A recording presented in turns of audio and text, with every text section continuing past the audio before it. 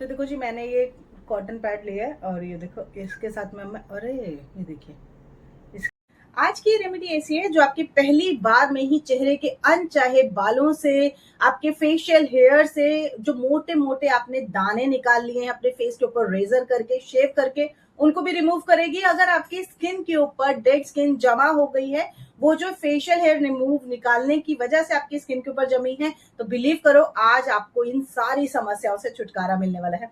दोस्तों, अगर आप अभी तक अपने वही पुराने टोटके आजमा रहे थे जिनसे आप अपने फेशियल हेयर को रिमूव करते थे, यानी कि शेविंग करते थे, वैक्स लगाते थे, या फिर शेविंग क्रीम्स लगाते थे, या फिर थ्रेड कराते थे, जिसकी वजह से स्किन के ऊपर बहुत ज्यादा आपको दर्द भी होता था, लूज भी होती थी स्किन, और स्किन के ऊपर कालापन भी जमता था, तो आज की रेमेडी आपकी स्किन के कालेपन को भी छुटकारा दिलाएगी आपकी स्किन से।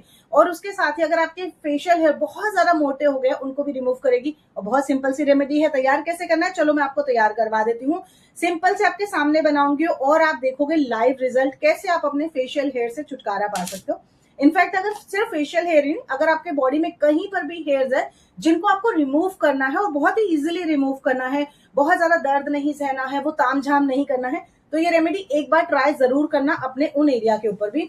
सबसे पहले आपको लेना है जी खटास। खटास के लिए देखो, मैंने ये पूरी रात का जो दही मैंने बाहर निकाल के रखा था वो ले लिया है। खटास ही लेनी है, यानी कि विटामिन सी लेना है। खटास से क्या क्या आपको फायदे मिलेंगे आप पहले ये जान लीजिए। क्योंकि होता क्या है, हम लोग कोई भी चीज को अगर अप्लाई कर रहे हैं, लगा रहे हैं, और उसका हमें पता ही नहीं है हम क्यों इसको लगा रहे हैं, इसके फायदे क्या मिलेंगे, तो आप उसको दूसरी चीजों के साथ में मिक्स एंड मैच करके नहीं लगा पाओगे। तो देखो खटास क्या करती है, खटास यानी कि विटामिन सी जिसमें होता है, ये आपकी स्किन के कालेपन के ऊपर काम करती है। मतलब अगर आप मान के चलो, अगर आपकी स्किन के ऊपर बहुत ज्यादा धूल मिट्टी गंदगी कालापन चिकड़ ये सब जमा होता है, तो आपकी स्किन के कालेपन के ऊपर से ना ये जो विटामिन सी होता है ये रिमूव करता है उस प्रकार की चिकड़ को, जो जमी हुई सी मैल होती है उसको रिमूव करता है। अब ये मिलता किसमें किसमें है, ये आपको छाछ में मिल जाएगा, ये आपको 3-4 पुराना घंटा जो दही रखा होता है, 3-4 घंटे पुराना जो दही रखा होता है उसमें मिलता है, ये आपको आलू के रस में मिलता है, ये आपको नींबू में मिलता है, ये आपको टमाटर में मिलता है। तो आप चाहो तो इसकी जगह पे टमाटर भी ले सकते हो, आप चाहो तो इसकी जगह पे आलू का रस भी ले सकते हो। मैंने यहाँ पर, क्योंकि मैं दही निकाल के रख दी थी रात को, क्योंकि मुझे आज ये रेमेडी को करना था, प्लस मेरे साथ क्या है ना कि मैं जैसे अभी फेस के ऊपर काफी सारा मेकअप जैसे मैंने लगाया है, इसको रिमूव करती हूँ, वो प्रॉपरली रिमूव नहीं होता, तो मुझे कुछ ऐसी चीज लगानी थी जो डीप तक मेरे फेस को ना क्लीन कर सके। तो इससे बेस्ट तो कुछ और हो ही नहीं सकता है। इसलिए सबसे पहले मैंने तो ले लिया है दही। अगर आपके पास में टमाटर का रस आपकी स्किन को सूट करता है वो लगा लो, नहीं तो नींबू का रस भी आप लगा सकते हो, अगर सूट करता है तो ठीक है, क्योंकि नींबू का रस हर किसी को सूट नहीं करता है। तो जो रेमेडी बता रही हूँ एकदम सिंपल सी चीज बता रही हूँ, उसको ट्राई जरूर करना। ये आपने लेना है। इसके साथ ही हम इसमें डालेंगे बहुत ही थोड़ा सा पेस्ट, बहुत थोड़ा सा डालेंगे, बहुत ज्यादा नहीं डालेंगे। मैं आपको दिखा भी देती हूँ मैं कितना सा मिलाई हूँ। ये देखो, ये दिख रहा है आपको, इतना ही मैंने इसमें पेस्ट मिलाया है और ये बेस्ट काम करेगा। मतलब जितना भी आपकी स्किन के ऊपर बॉयल्स बन के निकल रहे होंगे, आपकी स्किन के ऊपर जितने भी पिंपल एक्ने बन रहे होंगे, उसको ये कूल डाउन करेगा, क्योंकि इसमें मेंथॉल पाया जाता है और मेंथॉल हमारी स्किन के एक्ने, पिंपल, बॉयल्स, इसके ऊपर बहुत अच्छा काम करता है। प्लस जब हम इसको बाकी के इंग्रेडिएंट के साथ में मिक्स एंड मैच करेंगे तो हमारी स्किन के लिए काफी बेहतरीन काम करेगा। यानी कि जितनी भी वहां की हार्ड हो चुकी स्किन होगी, जिसके ऊपर एकदम मैल जम गया है, उसको रिमूव कर देगा। अगर आपकी स्किन के ऊपर, जैसे कि आपने थ्रेड किया होगा, कभी आप नोटिस करना, जब भी आप थ्रेड कराने जाते हो तो कैसे आप अपर लिप को कैसे करते हो, इस तरीके से करते हो ना, खींचते हैं, हमारी स्किन बहुत ज्यादा खिंच जाती है।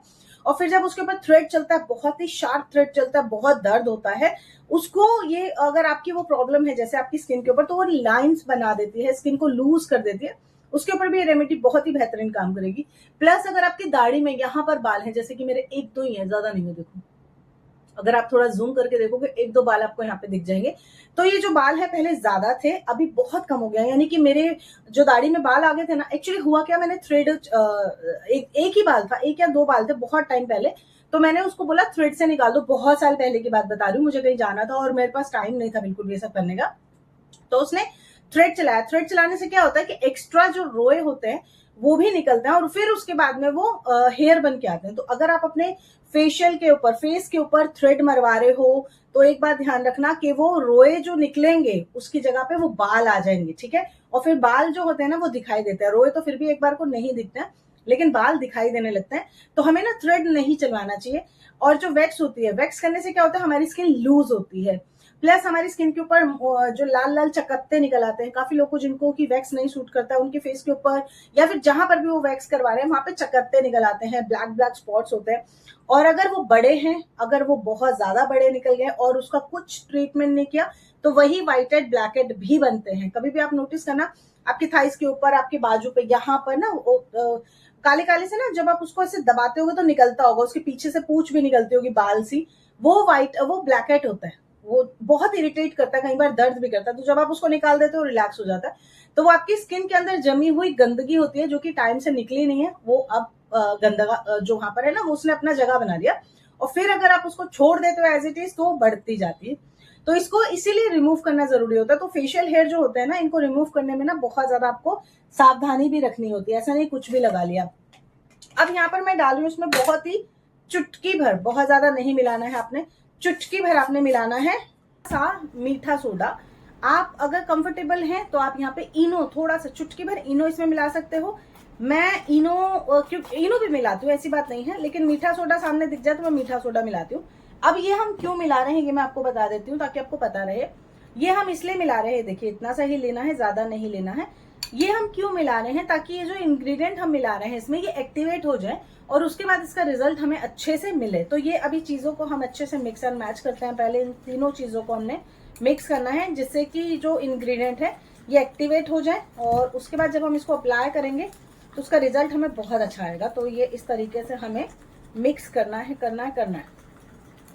देखो कभी भी आप अगर फेशियल वैक्स ये सब चीजें कराते हो तो थोड़ा सा आपको उसके बाद में केयरफुल होना होगा। तो ये जब हम निकालेंगे उसके बाद वाला प्रोसेस जरूर देखना, वरना आपकी स्किन भी खराब हो सकती है। तो ये देखो इस तरीके से हमने ये मिक्स कर लिया।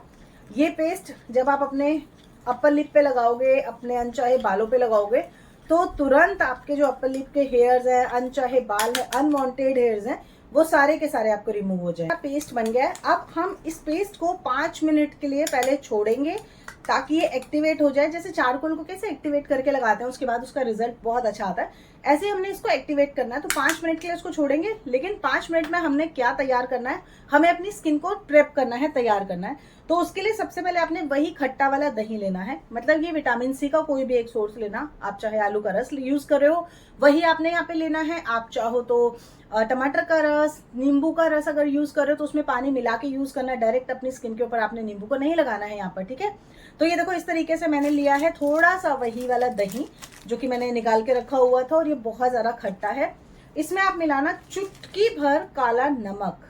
अभी आप सोचोगे यहाँ पे काला नमक क्या करने वाला है, मैं आपको बताती हूँ काला नमक यहाँ पे क्या करेगा। चुटकी भर मैंने इसमें काला नमक मिलाया है।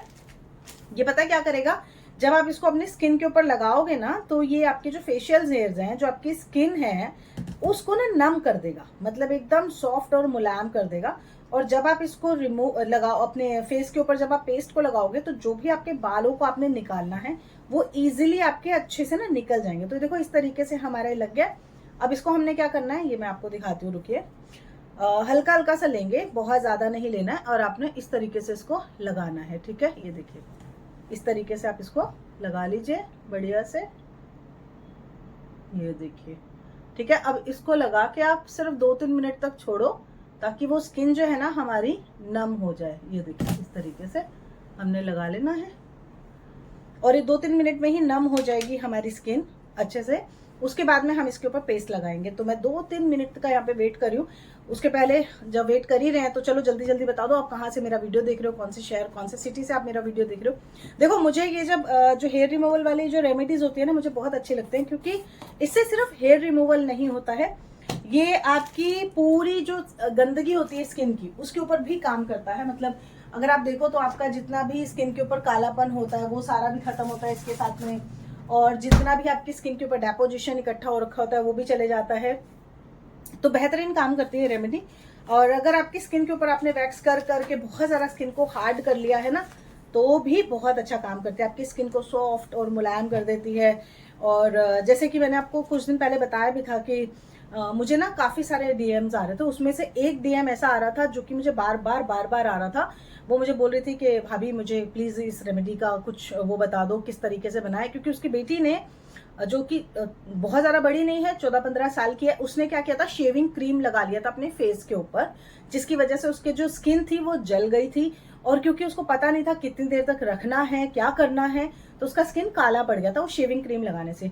तो देखो, कभी भी अगर आप शेविंग क्रीम लगा रहे हो ना, तो उसका टाइमिंग होता है, उसको रिमूव करने का टाइम होता है, आप उसको ज्यादा देर तक नहीं रख सकते हो, उससे आपकी स्किन के जलने के चांसेस बहुत ज्यादा हो जाते हैं। ठीक है, वो बालों को निकाल देगी लेकिन आपकी स्किन को भी काला कर देगी, तो उसको निकालने का तरीका होता है। तो मैंने फिर उनको डीएम में ही आंसर किया था, इवन इनफैक्ट मैंने ना वीडियो भी बनाया था, आई थिंक उनको बोल के ही बनाया था कि भाई ऐसा ऐसा आपने करना है। तो मैंने उनको 2-3 चीजें बताई थी डीएम में, और एक मैंने उनको रेमेडी बताई थी जो कि मैंने वीडियो में ही बता दी थी।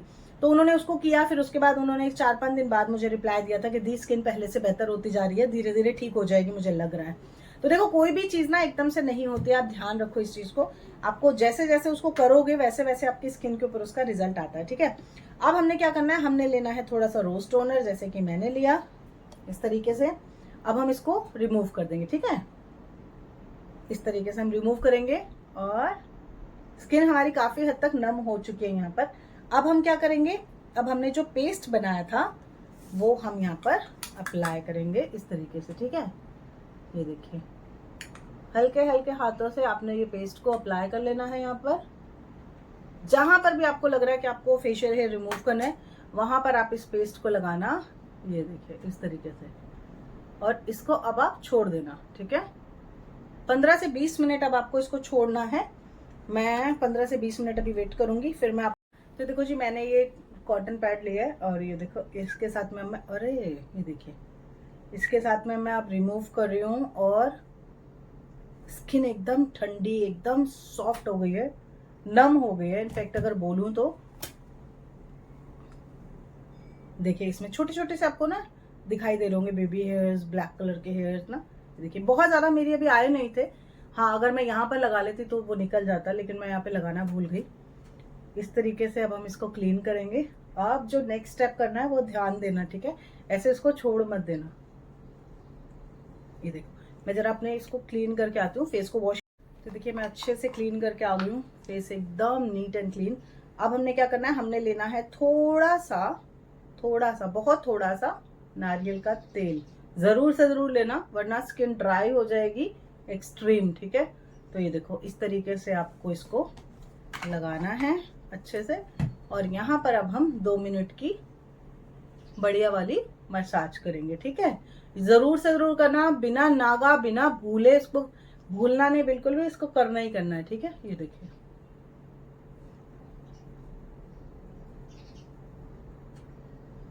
देखो इस तरीके से कर लिया, बढ़िया से करेंगे। और एक्सेस अगर ऑयल है तो उसको रिमूव कर देना, थोड़ा सा ऑयल रहने देना स्किन के अंदर जाने के लिए। ठीक है, तो ये देखो अच्छे से हो गया। और कितना टाइम लगा, मुझे लग रहा है मुश्किल से 5 से 7 मिनट लगे हैं खाली, क्योंकि वीडियो तो ज्यादा लंबा है नहीं। और कितने अच्छे से मेरा बाल जो है, फेशियल हेयर जो है वो रिमूव हो गए। आशा करूंगी आपको ये रेमेडी बहुत ज्यादा सिंपल सी, इजी सी लगी होगी। देखो, करके देखना, रिजल्ट इसका बहुत अच्छा आता है। कहाँ से मेरा वीडियो देख रहे हैं कमेंट करके बताना जरूर। और एकदम सिंपल सी रेमेडीज होती हैं, बस उसको करने का तरीका जो होता है ना वो जान लेना का, और उसके बाद सब कुछ हो जाता है। कोई पार्लर के चक्कर लगाने की जरूरत नहीं होती है।